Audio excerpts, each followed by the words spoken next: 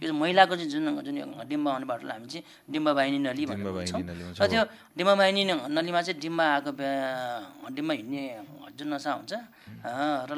हामी त्यसलाई चाहिँ ठ्याक्क माथिबाट अलिकति हामी त्यसलाई सुचर गर्छौँ अनि हामी त्यहाँ खोल्छौँ चिरा दिएर खोलेर अनि त्यहाँबाट त्यो डिम्बा वाहिनीलाई हामी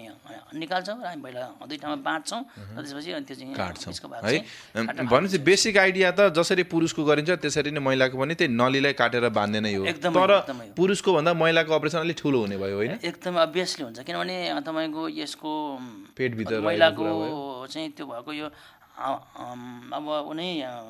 एनाटोमिकल्ली नै तपाईँ हेर्दाखेरि त्यो चाहिँ अलिकति अप्ठ्यारो ठाउँ छ र त्यसले गर्दा तपाईँको यहाँनिर फेरि पछि ठुलै घाउ पनि हुन्छ र पछि तपाईँको त्यहाँ सुचर पनि लाग्छ, 8-9वटा सुचर लाग्नु पर्ने हुन्छ र त्यसलाई तपाईँ भनेपछि मिनी ल्याबको पनि हजुरहरूले यो क्याम्प्सहरू चलाउनुहुन्छ ग्राउन्ड लेभलमा? मिनी ल्याबको चाहिँ क्याम्प हुन्छ चितवनमा, हामी चाहिँ चितवनको जिल्ला जनस्वास्थ्य कार्यालयसँग मिलेर हामीले विगत वर्षमा पनि हामीले शिविर चलाएका थियौँ र त्यो शिविरमा चाहिँ हामीले यो चाहिँ मिनी ल्याब सेवा पनि हामीले दिन्थ्यौँ र तर अहिले चाहिँ हाम्रो अफिसमा यो मिनी ल्याब सेवा चाहिँ उपलब्ध छैन, तर पनि यस्तो क्याम्पहरूमा चाहिँ हामी यस्तो गर्छौँ मिनी ल्याबको।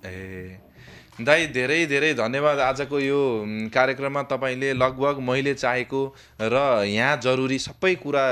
छुनुभयो र एक्सप्लेन गरिदिनु भयो, यसको लागि धेरै धेरै धन्यवाद। यहाँ आज यो कार्यक्रम सुन्ने महिलाहरूलाई पनि यसले धेरै नै शिक्षा पक्कै दिन्छ होला, जनचेतनामा पक्कै हेल्प गर्छ होला।